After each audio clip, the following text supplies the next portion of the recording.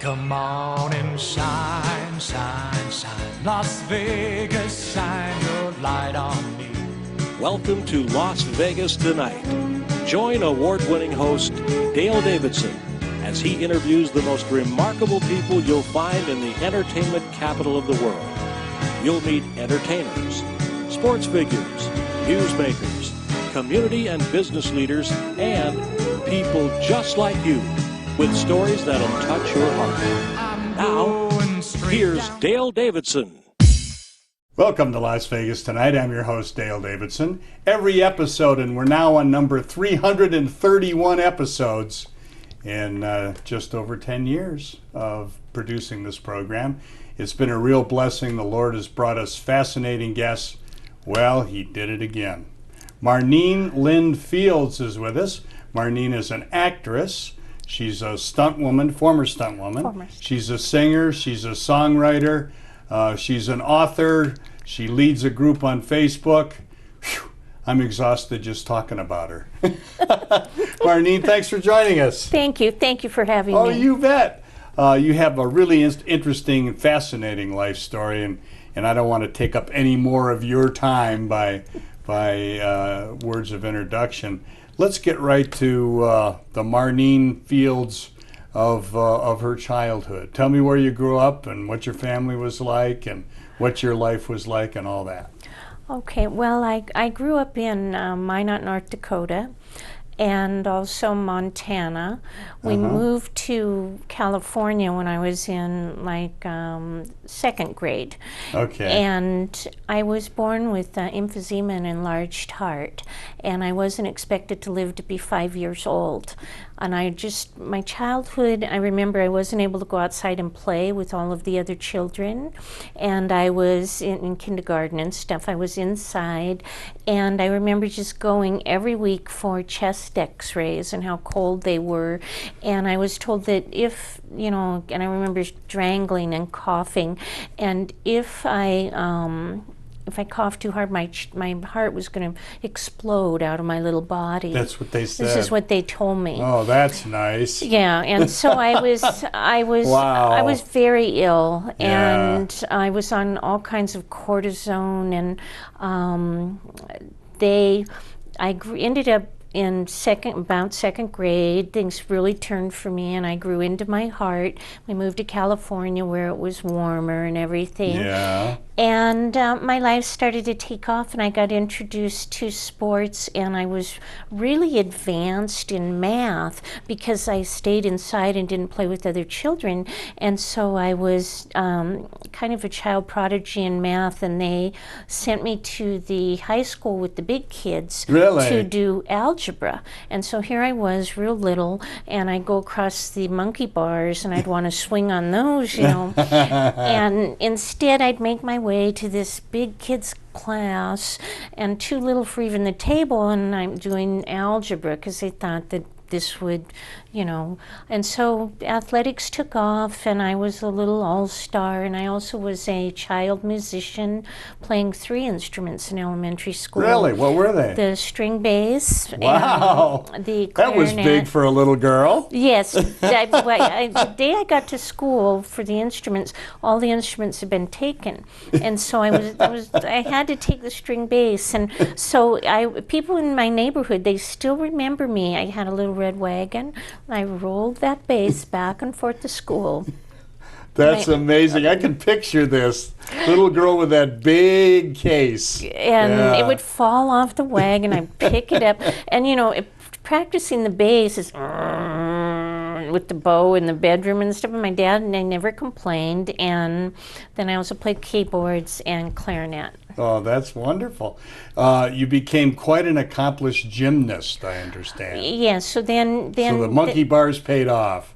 Well, first it was softball, and I was an all-star in tracks, and then one day I just started doing handstands and things, and before you know it, I'm doing back bends down the stairs and walkovers on the table. Wow. And all the little kids now are lining the block, and I'm walking on my hands around the block, and they're following me and they're counting, and it was like a thing each week, to see how far. And I liked How far is Marneen going to get? how far will I get? And it came out a lot in my life is that, and I just remember being on my hands and looking up at them and laughing and counting. And it was work for me being on my hands. Sure. But it was, so then in 1973, I became one of 3 women in the United States to receive an athletic scholarship in gymnastics. They didn't give athletic scholarships in gymnastics to women back then. Title IX, yeah. And I got it because I could do Olga Corbett type of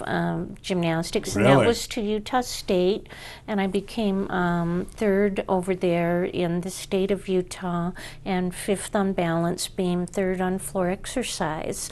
And everything was perfect in my life, going to college, and I was a scholar student all through school. Where were you going to college? Utah State. Utah State, okay. And then tell us how gymnastics segued into a career as a stunt woman. Was that a natural kind of thing? Well, no. In fact, the year that was then, I had 3 years of formal education there at Utah State. And in 1976, I fell off the balance beam, and my ankle, which had been hurt in high school, the toes were at the ankle part. So back then, they used calves tendons, and they did ankle reconstruction surgeries. Well, my gymnastics was over, and I was devastated, and I had met a boy in college I'd fallen madly in love with that I was supposed to marry, and I assumed that my life was over, that I would never do gymnastics again. And so I moved back to California with my parents, and my older brother Bobby, he was part of the catalyst for all my competitive gymnastics and sports, because he had a tryout with the Rams, and he was very aggressive and a full foot taller than me, and very motivational, and always make me punch my goals as a little 10-year-old, punching my goals. Remember those sticky ones? Oh yeah, and that's great. He was amazing. My older brother died 2 years ago, and he was won inspirational awards galore, and he was a top sports broadcaster that won a Mark Twain's Bust of Achievement Award, Bobby Fields, and the tryout with the Rams, and he won the Mark Twain Bust Achievement Award 4 times. That's amazing. Yeah. And so he was so motivational, and he met a stuntman. And I went down, they took me down to Paul Stater's stunt school, who double Cary Grant. Oh, and he said, I'm not going to do these high falls off ladders and all of this. My sister can do it, though. And so it just so happens that this great Paul Stater, he saw the champion gymnast in me, and he took me under his wing, and he got me my first 20 jobs, and really, and they were really, he really believed in me. I mean, if I believed in myself as much as Paul Stater believed in me, I would have never had. He thought I could do anything. What a great mentor. Yeah, he was amazing, and he put my, he was amazing, and you'll see when you see the tape, the things that we're going to put a couple minute long sort of compilation of some amazing, I've seen it, some amazing falls and amazing stunts. So you were in a lot of movies and television shows, and tell us a little bit about that life. First I want to mention they no longer do calves tendons in the ankles. They now use ropes. My foot has outlived the calves tendon. The use of the calves tendon. And the calves tendon made my foot bionic. So everything you're seeing, I was a pioneering stunt woman, and we didn't have airbags when I first got started. I mean, they were being built, maybe some people used them, but I didn't do cars and stuff. It was all the high falls and the gymnastics and things. And I was studying acting in college, and I was very, very serious about that. And in 1979, my career in life changed again because I met Victor French of Highway to Heaven and Little House on the Prairie yeah, with sure. Michael Landon. And he Sure. took me under his wing as an actress. He saw me on Airport 79 and he said, you know, you have a Marilyn Monroe, the real quality, not what she, you know, you have this quality. And so I started studying with him for 3 years and other celebrity acting coaches. And my first job that Paul Stater got me was an acting role with the Stunt. Oh, really? So I started being this young little Angelina Jolie, but smaller roles, you know, Yeah. maybe one line of dialogue, maybe a scream, you know, and I built up doing small theater and very serious. I just wanted to be the world's most famous actress at that point, you know. Yes. And That was your goal. I had doubled close to 100 of the. I like to say it this way. I stepped into the shoes of 100 of the most famous and most beautiful women in the world and performed their death-defying feats for them. But I also stepped into my own shoes, and 50 of my 150 credits are me stunt doubling myself. And so you'd see my resume back then, you know, a young 20-year-old, and it's stunt doubles myself. Stunt doubles Priscilla Presley, then stunt doubles myself. And so, you know, I was real proud of that. And I was and I'm still serious about being an actress. I've just released a book on the craft of acting, the elusive craft of acting, an actor's preparation process that many people consider me to, you know, be very well versed in Stanislavski and Chekhov methods of acting. Oh, okay. Because that's what I learned through Victor French and Jeff Corey and these real famous. See, Victor French was an actor's actor and a director's director. He was very, very theater trained. I didn't realize that. Yeah, and so I got that theater training, and then in 1985, and this is a good place maybe to break with this, is I became one of the first women, if not the first woman, to come from this pure stunt arena to land a large co-star role in a film. Really? And but my big break was in 1977 through Paul Stater again. A guy named Buddy Van Horn called because Paul gave him my name. Said, "Can you jump off a moving train?" And I was like, well, and it was with Clint Eastwood on the Gauntlet. And I'm the girl Clint Eastwood punches off the moving train on the Gauntlet, and my stunt career skyrocketed that was a great overnight. Movie. I remember that movie. Yeah. Yeah, and just overnight, I was one of the top, most famous stunt women in the world back then. Yes. And I was going to return to college for that one other year, which I eventually did do, but I didn't. I All of a stayed. sudden you were working. Yeah, my phone rang off the hook for 15 years until you hear the tragedy then that struck from there. Yeah, yeah. Well, that's an amazing, amazing life story, and I know we're going to talk about. Well, let's launch right into that now, and this is the story you're going to tell about your healing. Is that really? Yes. Well, Yeah. I was, you know, top stunt girl in the world and aspiring actress. I was all confident. There wasn't this vulnerability that you see in me now after being beat down and crushed. Yeah. I've got pleasure out of walking through the airport with my duffel bag. You know, I was all strong. There was no fear. There was, you know, and I was driving home one day and an uninsured motorist in a truck hit me at full speed in the rain on my driver door. I saw him coming and my words were, "Oh my God, he's going to hit me." I turned my back to him like I had learned to do in the high falls, and there was a presence in the car that was so incredibly powerful. I can't describe it. I just know it helped not kill me that day. And the paramedics, they were cutting me out of the seatbelt, and I was delirious, in and out of consciousness, and they said, you know, we can't believe that you lived. They were slapping my face going, can't believe you're alive. You don't live through that kind of a broadside hit. Yes. But I always will believe it was me calling out to God at that moment that is why I lived through that. But it gets worse. It gets much worse. It gets very, very dark now. Yeah. My life Yeah. gets very dark. But before we get to that darkness part, let's take a real brief break. We'll be back with Marneen Lynne Fields right after these brief messages.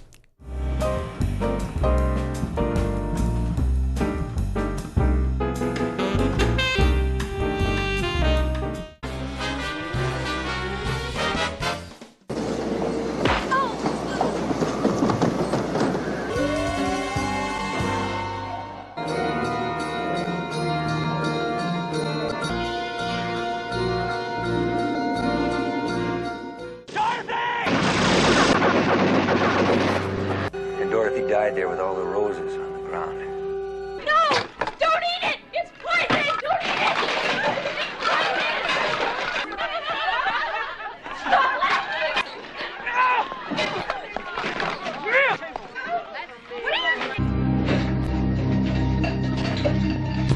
Stop! No! Please, not your...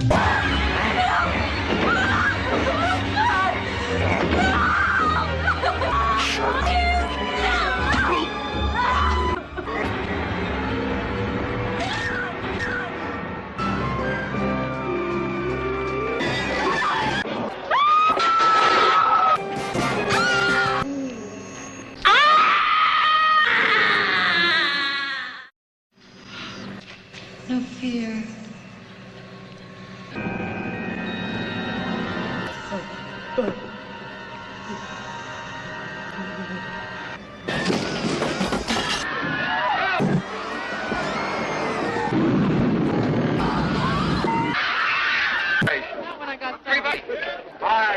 Let's go to lunch 1 hour.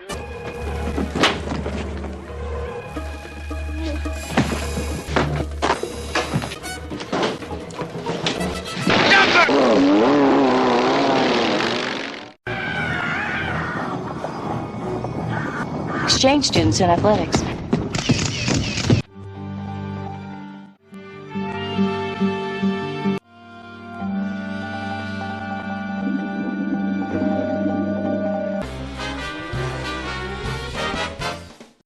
The Lord has made it possible for our show, Las Vegas Tonight, to thrive. We've produced well over 300 episodes telling the remarkable stories of Christians who have set out to change the world for the better. It's my honor to lead this ministry. As the founder of Dale Wynne Davidson Ministries, I'm commanded to be a good steward of all the donations our partners have so generously provided to us.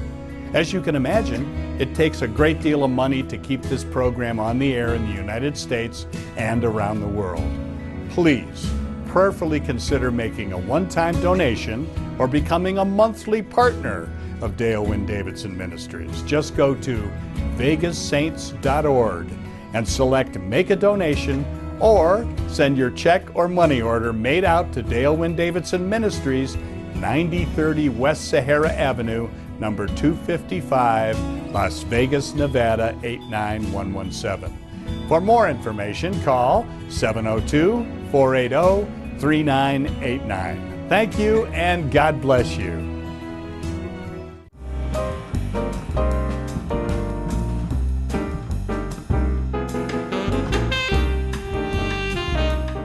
Welcome back to Las Vegas Tonight. I'm your host, Dale Davidson. We have a fascinating guest. Boy, I hope you watched the first segment. Marneen Lynne Fields is telling us about her life, which is a really interesting life. You mentioned that we were going to get a little dark. Tell us what you mean by that. Okay, well, you know, I had this horrible car accident. Yes. And it took, you know, a year to get on my feet, and all of this this pain, and you know, I thought I was okay. Yeah. And I got back on my feet, and you know, got back into my career and everything, and You're I got acting again. and- yeah, I'm acting, but now the acting is different. I can't remember my lines because I've had acute concussions in every area of the brain. The ribs have been completely fractured and torn. All the nerve, muscle, and tissue has been ripped from the left side of the body because my arms were on the steering wheel when I got hit, and I'm really, you know, just everything is very, very difficult now. And when you see pictures of me before and after, you see this young, bubbly, happy face, and then afterwards, you know, I'm like, my eyes are, you know, I'm just out of it. And so I'm behind the stage door and everything, ready to go on, and so I went on the vitamin choline and inositol to get my memory back, and it did help. But I started doing, you know, stunt work again, and you did? by now I'm almost ready. I've just been coined Hollywood's original fall girl, and I've been awarded a fall girl license plate.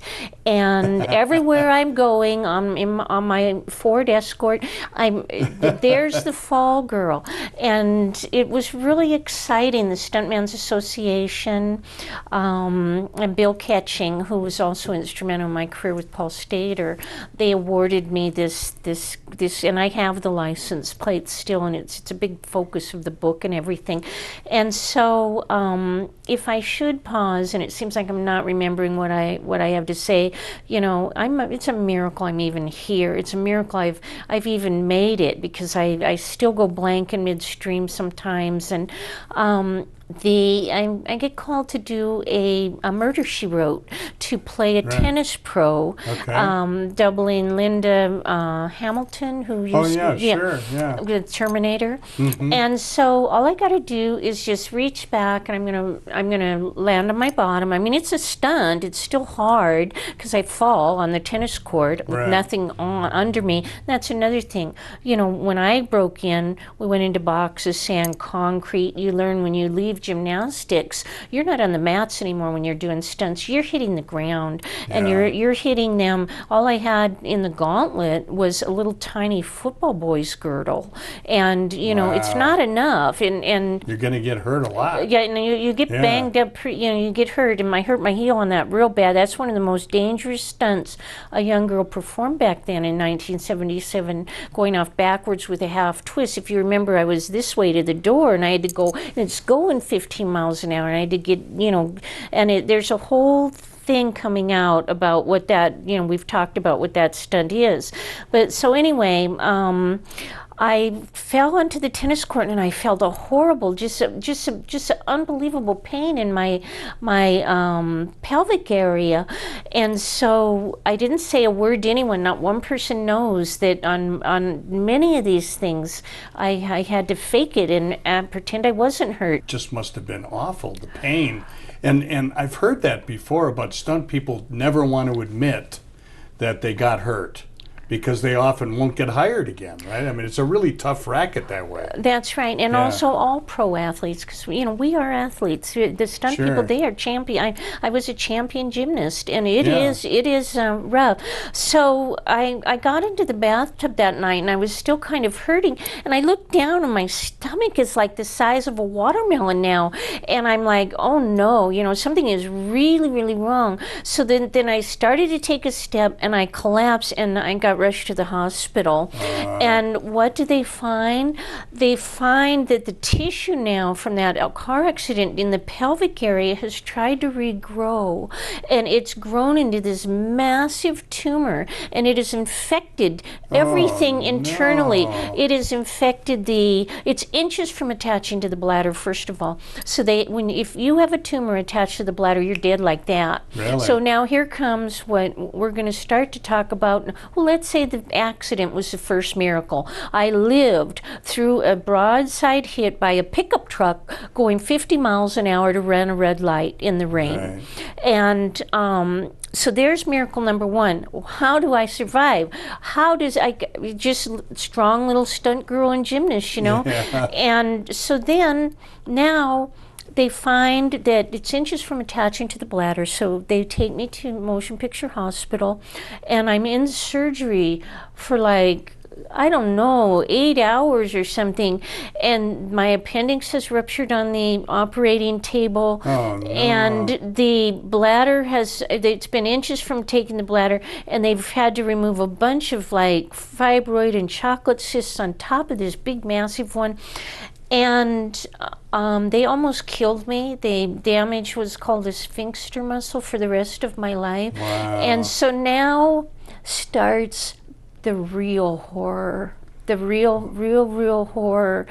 And for the next 12 years, I end up nearly bleeding to death, living in heights of excruciating pain. And I'm talking, where you're just screaming in the doorway. The pain is, they go into my stomach, the same spot, 5 times, and they rip me open, and they take out a total of 19 tumors and cysts over 12 years. Oh, I Lord. lose part of the intestine, Oh, the no. bowel, the appendix, these female, just everything. And I'm Yeah. fighting for my life. So, of course, I'm not going to become successful.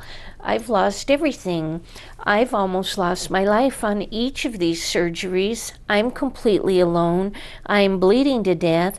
There's no God. Now, keep in mind, there's not yet any God in my life. I'm unbaptized. I've never been in a church. We went to church one time. It was an Oriental church. One time as a child. And here I am, all this Nothing to darkness, turn to, all yeah. of this, and I had been very, very heavily introduced to psychic phenomena really? and things, and stunts, violence and stunts and all of that. And now all of this, all I remember, and I remember it till today, is how humiliating it was to keep looking down at my stomach and just seeing staples across my stomach for 12 years and keep going back in. Well, finally in 1999, I'm now bleeding to death. Everything is sloughing off, and they can't stop the bleeding. So now I'm the woman at the well who bled for 7 years. Yeah. I'm now her, and they can't, no matter what. So what I'm doing is I'm sitting on my bed and I'm learning 150 songs. Because all I ever wanted to do was sing as a little girl. Is that right? That's Yeah. it. That's all I ever wanted to be in my whole life as a little girl, was this famous singer. And I didn't have the confidence, and I didn't think I could do it. And I was always singing every song you ever heard. It was always my favorite song. And so the music healed me. Really? But my brothers made fun of me because, she's sitting on her bed singing to herself. Well, I can't walk across the floor. I can't work. I can't wear high heels. I can't sit on a hard surface. And prior to these last surgeries, I did an acting role on Scarecrow Mrs. King, and I had to pretend I could hold a heavy machine gun and run down a field with it, but I had no ribs, so I had to fall. And it was like my recovery from that Scarecrow Mrs. King, it took me months to just recover from one little fall to my arm and carrying that heavy machine gun, because all the ribs are gone. There's still no ribs there, and if I lift something, I have to wrap myself in a back brace and a neck brace. And through all of this, I crushed the tailbone, and so the tailbone is real fragile, just really bad. Yeah. So the UCLA doctors would not do. They determined I need a final surgery now to remove everything, the complete uterus, the ovaries, everything, to stop the bleeding, or I'm going to bleed to death. Right. And so they won't do it. The UCLA doctors, they take me in and they evaluate, and I find a doctor that'll do it in Tarzana named Dr. Marvin Schwartz. And just so happens his son was a stuntman, might still be a stuntman. Marvin retired years ago. So he does the final surgery, or what we think is the final surgery. And this is in 1999. Now I want to mention my mom, during this time, she had also had a surgery, and they had to pump her heart and bring her back to life. Right. And my mom had a breakdown, and she ran away. And I found my mom as a homeless person 6 months after she had ran away. She tried to use her driver's license. And so all these years, my mom, I'm having these surgeries now. My mom has ran away. And I don't think I'll ever get on my feet ever again to do anything. And so I had come home from the last surgery in a taxi. I started saying ambulance. In a taxi with the staples in my stomach, because I had spent like 7 years with no friends. I didn't answer the telephone. I was too humiliated. I was too embarrassed. You were just really depressed. I couldn't handle the slightest male energy. Yeah. Not the slightest male energy. I just couldn't handle anything. And so now I've been on morphine drip because they've done this surgery that UCLA won't do. And I've been in the hospital bed. The taxi drops me off. I get in the apartment, and I'm not okay. I'm like, I'm gonna die any minute.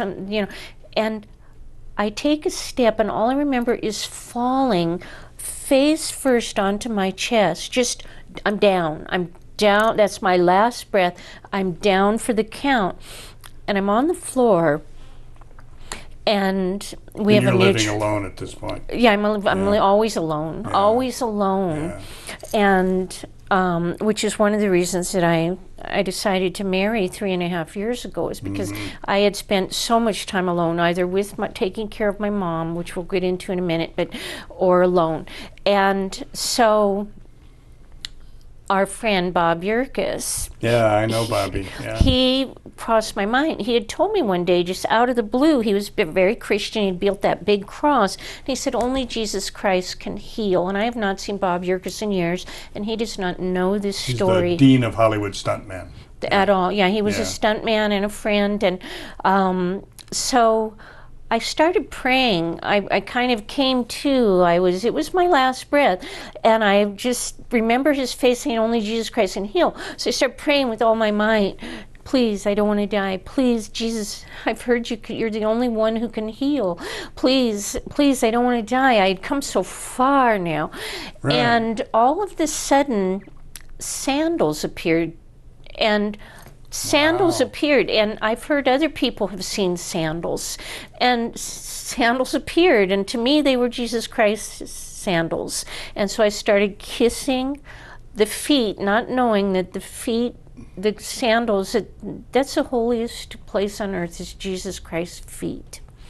And so I was just, I don't know how long, half hour, and all of a sudden a hand appeared from out of the area. But keep in mind, I was at the other side. I had left in all of the surgeries. I was already cut open, split open, everything ripped out of me.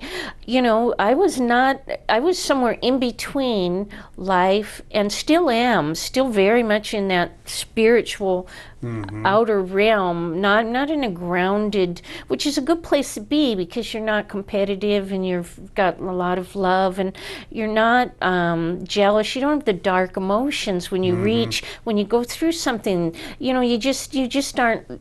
And so once that hand touched me, from that day I got stronger and stronger. And now I spoke to a priest about that, and he said, you were under great stress. You could have been hallucinating. Well, no doubt about it. When you're leaving, you have no idea what the mind's doing, especially a mind that's been through what I had gone through. Sure. And so, yes, but then other people said, it wasn't Jesus Christ who healed you. Jesus does not heal. He sends someone else. It was an angel. Okay, it's all right if it was an angel. I don't care. To me, it was Jesus, and Jesus healed me. That's who I was praying to. But if an angel was there and Jesus hurt, whoever, all I know is that I got stronger. I got to church, and all I cared about from the minute, the sandals, the touch, Jesus, I had to get baptized. I had to know him. So I joined the Catholic Church, and a different priest scared me. And the one priest I mentioned that said you could have lose, that was many years later. So he kind of said, if you need to talk, we'll talk. But again, remember, no male energy, the slightest male energy, and I would lose it. I just could not handle anymore. I had been too abused. Yeah. And so then I left the Catholic Church because I got too scared, and I was in the classes, starting the classes. But before leaving the Catholic Church, I bought and got blessed bottles and bottles of holy water and boxes and boxes of Eucharist. I went down to the store, and I had pictures of gorgeous religious art of Mary and the saints and everybody, just everywhere. And the place was doused in holy water, and I was eating the Eucharist by the boxfuls. Yeah. I was just so in love that Jesus would care enough about me that he really was who he said he was, and that he would heal me. So then I went to the Lutheran Church to get baptized. Hang on one second. We're going to take another brief break, and I want to hear all about the baptism, because I know that was a turning point for you. Yes. We'll be back in just a minute.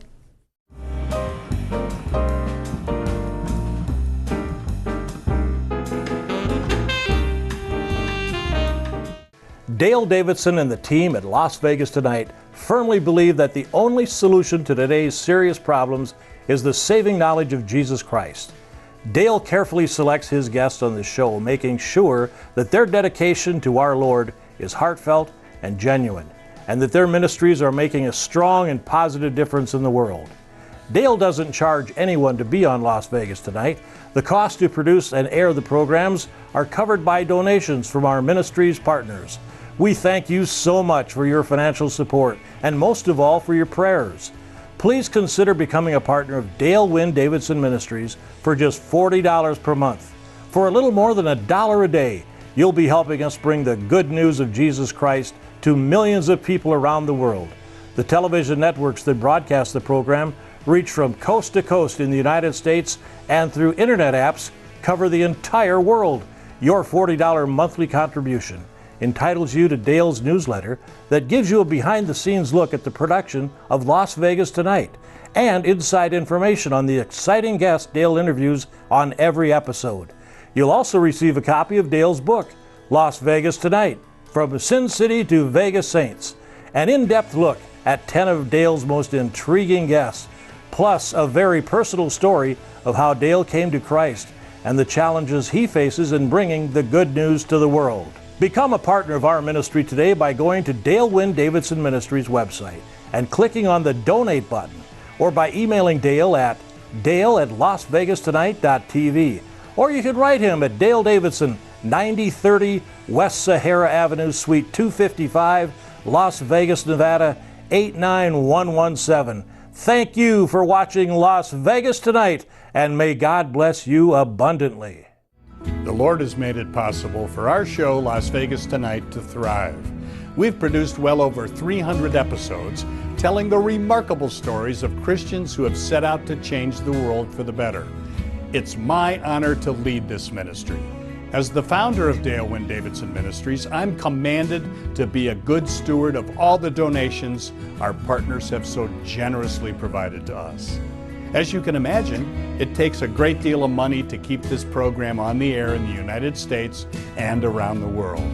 Please prayerfully consider making a one-time donation or becoming a monthly partner of Dale Wynne Davidson Ministries. Just go to vegassaints.org and select Make a Donation, or send your check or money order made out to Dale Wynne Davidson Ministries, 9030 West Sahara Avenue, number 255, Las Vegas, Nevada 89117.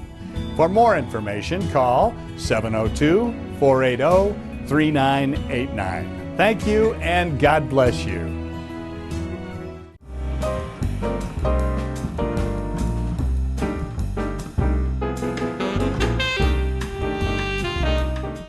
And welcome back to Las Vegas Tonight. I'm your host, Dale Davidson. We have a fascinating guest. What a life story we've heard so far. Marneen Lynne Fields. We hope you got a chance to watch the first 2 segments. Now, the turnaround. And, I just want to say, thank you for letting me tell my story. Sure. Because so many years have passed now, and for me to go back to the holy water and everything, this was really significant. So today I bought the Jesus ring I was wearing, and I've got my my rosary bracelet, and so I went to the Lutheran church, and the minister, he followed me, and he said, that scared me. So I said, I just want to be baptized. I think I'm going to die any minute, and I'm in the dark. I know that I need to be baptized, because by now I had studied and read a bunch of things. And he says everyone who wants to be baptized should be allowed to be baptized. And so he scheduled it for the next week. And so now keep in mind, this is still 1999, and now we're in December, and I'm baptized December 12 of 1999 in the Lutheran church. And he puts the water over me, and my younger brother, he's on Facebook with me, and he was there that day, and he will remember this. He remembers all of this, because everyone who knows me knows the major change in me once Jesus touched my life. And I'm not here to it's just what happened, and I'm happy I can share it with somebody, because what it did for me and what Christianity does for others, it takes your mind, when Christianity is in the right mode, not the let's not judge and and all the condemning things and all of that. When Christianity is in the right mode and you're using all of the things to its power, you are really able to elevate your soul to where you need to be connected with God and the Holy Spirit and Jesus Christ. Right. And you're not with all this other, that, and it is really a healthy pursuit. So anyway, he puts some holy water on me, and my brother's here in the front row, and I look out, and there's my mom in spirit, and she's ashen now. And my mom, who ran away almost 9 years ago, is there at my baptism. And I sit down next to my brother. I go, Mother's here. He goes, I don't see her. And I said, I swear to God. Now, maybe it means she's dead and she's in on the baptism with me, but she was in ash. And so anyway, a week or so goes by, and I receive a phone call saying that off of a missing persons report I filed 9 years previous, that a KP Deswayne has been found. And I knew it was her, and they found all the markings that my mom had on her body, and she had distinctive moles on her eyelashes. Yeah. And so I said, I know it's her. Well, she had been found with multiple cancers and lymphoma. She had a wallet-sized tumor on her forehead and breast cancer, and they were looking for next of kin because she was close to death. Yeah. So I was able to fly. She originally ran away from Ventura to Oregon. I found her in 6 months. She wouldn't come home. Then from Oregon to Seattle, and she was found in Seattle. So I was able to bring my mom home. I cared for her for 13 years before her death, and I'm coming to the end of my story, my magnificent story now. That means everything in the world to me. So we wrote Ruby's script that year, and I titled it A Lost and Found Gem, because she was Ruby. But now I've retitled the script, Who's Going to Take Care of Me? And then I have a book coming out, Cartwheels and Halos, the true Marneen Lynne Fields story, that talks about my film work and surviving this accident, and how God will step into your life when you are when you're on the wrong path, and he'll take drastic actions in your life to make sure you're on the right path. And for me, that was music, and then of course, the religion and everything. So Ruby came home, and one thing I didn't mention is I've been severely hearing impaired since 18. I lost all my hearing at 18, and when Ruby was the left side, when Ruby was found, the stress in the family and things was too much for me. I lost half of the hearing in the right ear. So Ruby, after her lymphoma and the radiation and chemotherapy, she went completely blind. So here we are, the two of us, and we vowed, and I vowed that I would sell this script, Who's Going to Take Care of Me? And it's horrific. It is a modern day horror story because no one's ever gone through what Ruby went through. You just heard what I went through. Yeah, it's brutal and it's against me, but nobody ever went through what Ruby's gone through with the homelessness and schizophrenia, Alzheimer's, dementia, cancers, multiple cancers. And Ruby, what happened to Ruby is that, and this, I hate to use this analogy because it is not, it's not proper, but Ruby was not able to know to pull her pants up in the middle of the street. This is how serious, and you don't want that to happen to anyone, and you don't want to throw anyone out there, and you don't want to say, oh, it's not our problem. We should not have to help these mentally ill, homeless people with our taxes. I disagree. If you've got money coming in and they have nothing, we should be helping them, and especially the wealthy. So my goal, sell Ruby's script to do something for the mentally ill who are homeless and their families with her story. You've heard my story, and we're very blessed, and this was our goal, this was our mission. And she died, and she co-wrote her script. She co-wrote it, and she just was the most beautiful, beautiful person you just have ever met. Ruby Marie Ferris Fields, I love you, and I'm here today telling our. Thank you. Oh, you bet. You bet. What a wonderful story. Yeah. Tell us a little bit about your singing career. Okay. Well, you're I writing did. songs. You're a singer-songwriter. Tell us about that. Yeah. Well, that was, I decided when I could no longer do stunts and I wasn't getting any acting roles and I couldn't remember the lines, that I would go back to school and I would do what I wanted to do more than act, and that was sing. And I still want to sing more than anything. And all those years I was also, and one of the things I forgot to mention is when I did get back on my feet, they found 3rd stage melanoma in my thigh. So I ended up then losing the right thigh and couldn't walk. So everything was always taking my legs, taking that physical ability and, taking that away. And but you see me today, and I wouldn't say I'm a perfect specimen of health. I fell twice last year and had 2 very bad concussions, and I think that's what shattered the tooth. I hit my face on a door frame, rushing and tripping across a wire. But I'm strong, and I'm focused on good works. And so anything that I'm producing, I'm well known as a producer. I've won a lot of awards. I was Hollywood's legendary stunt woman last year, 2018 at the Action on Film Festival. Oh, yeah. And since we're in Las Vegas. Yeah. And then I also That just happened. I know. I know, they're great. And I got this disc. It was just huge. It's a Lifetime Achievement Award. And then I won Most Inspirational Song, The Best of Las Vegas, for my Catherine Davis Take Two, which is a pilot and a song. And Olivia Newton-John was on the red carpet with me for the Las Vegas. Right? That was the Las Vegas Fame Awards. And but it took a long time, and I lost all those years, and I didn't think I'd make it. But from that day, I was touched. And I did mention I have a dear friend. Her name is Apostle Faith, and she is on OCN Network in yeah, I'm familiar with that. And she mentioned to me that after the baptism, that one of the promises is that your family will be reunited. And I'll be That doggone, there came Ruby 10 days. Who would have known I would have gotten baptized the week she left? You know. Oh, that's great. That's a great story.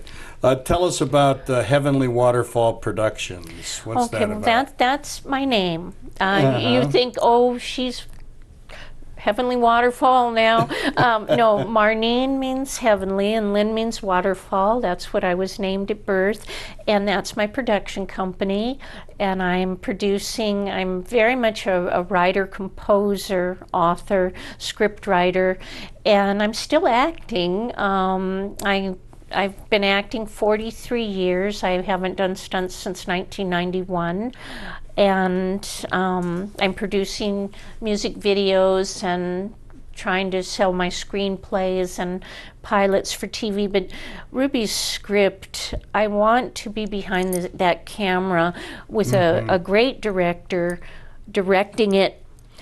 It has very strong Christian themes, but it's horrific.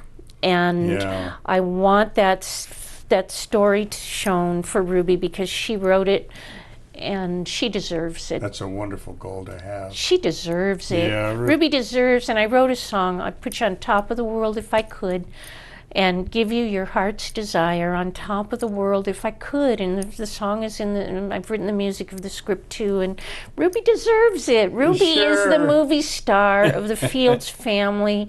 Ruby Ferris, she was so beautiful and so meticulous and so organized and so perfect, tall and slender, and she was just everything. And to break down and lose her mind, and so thank you. Your love for her is very evident. Maybe someone watching wants to produce Who's Going to Take Care of Me, or we go back to the old name. Ruby is my mom's name, or A Lost and Found Gem. That's a wonderful story. Tell us about your Facebook, God's Miraculous Healing Powers. Oh, okay. Well, I came up with the idea that if I've been healed by Jesus, maybe others have, and many people have seen him. He lives. He's the living Christ. Sure. He lives, okay? Sure. He will never die. He's for all eternity, the beginning and the end, the first and the last. And that's what's so beautiful. And so many people have seen him, many more will see him, and many have been healed. And I found that I wasn't the only one that had some of these experiences. So I'm publishing one magazine article, and then I'm going to try and do maybe a reality show or something where I think it would just be the ideal show where others could share. Tell the stories. So it's a Facebook group, and you can dream it. You can see my words get, unless I'm typing my words, I get things half right. My words get okay. So you can join it on Facebook and share your story or read some of the others. God's Miraculous Healing Powers on Facebook, and also your IMDb, the Internet Movie Database, is under the name Marneen Lynne Fields. Just Marneen Fields. Oh, Marneen Fields. Okay. And then it's got a long list of credits, just years worth of motion picture work and everything that you've done. It's really you've had an amazing life. It is. If we now could take it to where it would really, be for good works and charity for others, that would just be phenomenal. Yeah, you've given us a wonderful glimpse into what the Christian life can be. If you don't mind, you got a couple of minutes left. That's your camera right there. Oh. Why don't you address that camera and maybe lead others to Christ, if you don't mind. Tell people a little bit about how wonderful it is to have Jesus in your life, and because I think your testimony is going to be very powerful. I can't imagine a life without Jesus Christ in it. Everything about the blessings, and the blessings just continue to abound since I got baptized and became a Christian, and I'm so proud of being a Christian, and my daily walk with Jesus and my Sunday time at church and watching ministers on TV. Now, I wouldn't describe myself as one religion. I'm a Christian first, but I also go to a Catholic Mass. I go to other churches. I have wonderful friends that are Jewish, that are, aren't in the faith yet, that I hope with my story that I can lead them, because I've been there. I've been on and I'm not doing this to make $1 million. Everyone who knows me, if I made $1 million, I would give it away. I would give it to other people. I would not buy some big old mansion for myself. I'm about giving to others so that they are leaving, because the only thing that's going to get you there on your last breath, the last breath you take, is going to be your connection to God the Father, the Holy Spirit, and Jesus Christ. And the ones that are going to help get you there, or help get you out of the trouble that you're in right now, are by reading about these lives of the saints and what they're doing for others. And I've seen so much, because I did cross over. I've seen different dark forces and different spiritual entities and different things. And, everyone probably has. A lot of them describe it on the God Healing page. If they saw an angel help them up after they fell or their accident or whatever. And so, I'm here to be good in life. You have choices. And Christianity and the teachings of Christianity, whether it's Joel Osteen or the Potter House, or you turn them on, you feel better. They're doing the right thing. They're doing the right thing with their mind, and the right thing for others, and the right thing in their life. And it's worth it. If we were all doing the right thing and not harming others, it would just be better. And I really don't, I'm not in a position, I'm not a minister, I'm not an apostle, I'm not I'm none of those things. I'm just a gymnast that became a stunt girl, that wanted to act, that loves to sing, and loved her mother, and saw bad things happen. And so, I'm real simple, I'm real easy. Oh, thank you so much. That was a really great testimony. And thank you for sharing your life. It was very powerful. Thanks. Very powerful. And thank you, Ruby. Yeah. And we will pray. Thank you. Thank you very much. Marneen Lynne Fields, who's been a terrific guest here in Las Vegas tonight. Thank you, and come back when you can. Thanks. God bless you so much. You bet. And thank you all for watching Las Vegas Tonight. And as I do my best to remember, when it comes to our Lord and Savior Jesus Christ, please walk with Him. God bless you. The Lord has made it possible for our show, Las Vegas Tonight, to thrive. We've produced well over 300 episodes telling the remarkable stories of Christians who have set out to change the world for the better. It's my honor to lead this ministry. As the founder of Dale Wynne Davidson Ministries, I'm commanded to be a good steward of all the donations our partners have so generously provided to us. As you can imagine, it takes a great deal of money to keep this program on the air in the United States and around the world. Please prayerfully consider making a one-time donation or becoming a monthly partner of Dale Wynne Davidson Ministries. Just go to vegassaints.org and select Make a Donation, or send your check or money order made out to Dale Wynne Davidson Ministries, 9030 West Sahara Avenue, number 255, Las Vegas, Nevada 89117. For more information, call 702-480-3989. Thank you, and God bless you. Las Vegas Tonight presents an extraordinary depiction of Las Vegas as a city of transformation, from Sin City to Vegas Saints. Las Vegas Tonight, from Sin City to Vegas Saints, a collection of true stories of transformation. A potential audience of more than 50 million people is reached every week by Las Vegas Tonight. To keep the important message of Christ's love on the air, we need your prayers and financial blessings. Please send your tax-deductible gift to Dale Davidson Ministries, 9030 West Sahara Avenue, number 255, Las Vegas, Nevada, 89117. For a donation of $25 or more, we'll send you a copy of Dale Davidson's new book, Las Vegas Tonight, From Sin City to Vegas Saints, you'll love these inspiring stories of Las Vegas Christians who are changing the world. Or donate to the ministry, or order Dale's book by going to vegassaints.org. That's vegassaints.org. Or call us today at 702-480-3989. That's 480-3989. God bless you. You've been watching Las Vegas Tonight with Dale Davidson. Send your tax-deductible gifts to Dale Davidson Ministries, 9030 West Sahara Avenue, number 255, Las Vegas, Nevada, 89117. Or call 702-480-3989.